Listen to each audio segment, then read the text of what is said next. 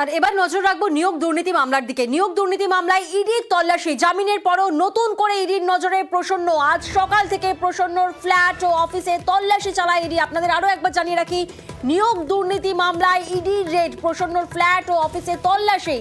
New টাউনে প্রসন্নর office থেকে প্রচুর নথি উদ্ধার বলে জানা যাচ্ছে।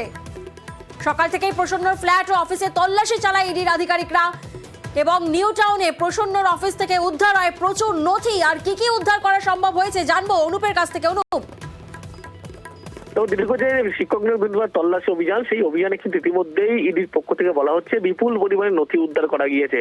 মূলত যখন ইডির পক্ষ থেকে তল্লাশি শুরু করা হয় তখনই কিন্তু ইডি একটু নিশ্চিত ছিল যে এই যে অফিস, মূলত যেখানে বর্তমানে তিনি জামিন পাওয়ার পর যে অফিস চালাতেন, সেখানে নথি থাকতে পারে। এরপরে ইডির পক্ষ থেকে যখন তল্লাশি অভিযান আসে, সেখানে কিন্তু গুরুত্বপূর্ণ একাধিক নথি উদ্ধার, দুখানা ট্যাঙ্ক যেমন সেখানে প্রবেশ করানো হয়েছে, দুটো ট্রলি ব্যাগ মূলত নথি উদ্ধার করা গিয়েছে। এবং এখনো পর্যন্ত প্রসন্ন রায় তাকে ডাকা হয়েছে এবং তার স্ত্রী কাজল শনি রায় কিন্তু সেখানেও আছেন। মূলত সিজার লিস্ট প্রক্রিয়া যে কাজ চলছে, সেখানে কিন্তু প্রত্যেকটি নিয়ম অনুযায়ী যে কাজ করাতে হয়, সিজার লিস্ট তৈরি, সেই কাজ করানো হচ্ছে। কিন্তু এই যে বিপুল পরিমাণের সম্পত্তির কথা বলা হচ্ছে, যে 450 বেশি যে সম্পত্তির কথা, পাশাপাশি 83টির বেশি কোম্পানি খোলা হয়েছিল, যে কোম্পানির মাধ্যমে কিন্তু একাধিক কালো টাকা সাদা করার প্রক্রিয়া করা হয়েছিল। এবং শিক্ষক নিয়োগ দুর্নীতি যে চাকরি প্রার্থী, তাদের থেকে টাকা তোলা হয়েছিল এবং সেই টাকায় কিন্তু এই সমস্ত ব্যবসায় খাটানো হতো, একাধিক ব্যবসা দেখানো হয়েছিল। এই সমস্ত তথ্য সংক্রান্ত একাধিক নথি উদ্ধার করতে পেরেছে। সেই কারণে তার বাড়িতেও বেশ কিছু নথি উদ্ধার হয়েছে এবং পরবর্তী ক্ষেত্রে একেবারে ইডি নিশ্চিত যে এই যে অফিস বর্তমানে তিনি যেখানে বসছেন, সেই অফিস, পাশাপাশি আরো একটি অফিসে তল্লাশি চলছে।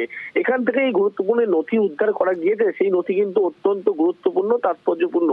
ইডি এমনটাই মনে করে তার কারণ এখান থেকে বসে কিন্তু গোটা জামিন পাওয়ার পরে গোটা ব্যবসা তিনি সামলাতেন এবং কি কি এই ব্যবসার মাধ্যমে কালো টাকা সাদা হয়েছিল, তার নিয়োগ টাকা খাটানো হয়েছিল, এই সমস্ত বিষয় কিন্তু খতিয়ে দেখা হচ্ছে। যদিও প্রসন্ন কুমার রায় এবং তার স্ত্রী কাজল শনিকে ডাকা হয়েছে এবং ইতিমধ্যে সিজার লিস্ট তৈরি করার প্রক্রিয়া কিন্তু শুরু করে ইডির পক্ষ থেকে। এবং বিপুল সম্পত্তির উৎস খুঁজছে ইডি। ধন্যবাদ অনুপ। আমাকে কোনো জিজ্ঞাসাবাদ করা হয়নি, গেট খুলতে বলেছিল, খুলে দিয়েছি, বাস। প্রসন্নবাবু লাস্ট কবে এসেছিলেন? কাল এসেছিলেন। কাল এসেছিলেন? কতক্ষণ ছিলেন? সারাদিনই ছিলেন। সারাদিনে ছিলেন। কেউ দেখা করতে এসেছিল? না। রোহিত ঝা বলে কোনো ব্যক্তি এই অফিসে কি আসতেন? রোহিত ঝা, হ্যাঁ আছেন। রোহিত কি করতেন? কোন কাজ করতেন? উনি ব্লুপেক্সের কাজ করতেন। শীতের ডার্বির উত্তাপ, নতুন বছরে প্রথম ডার্বি।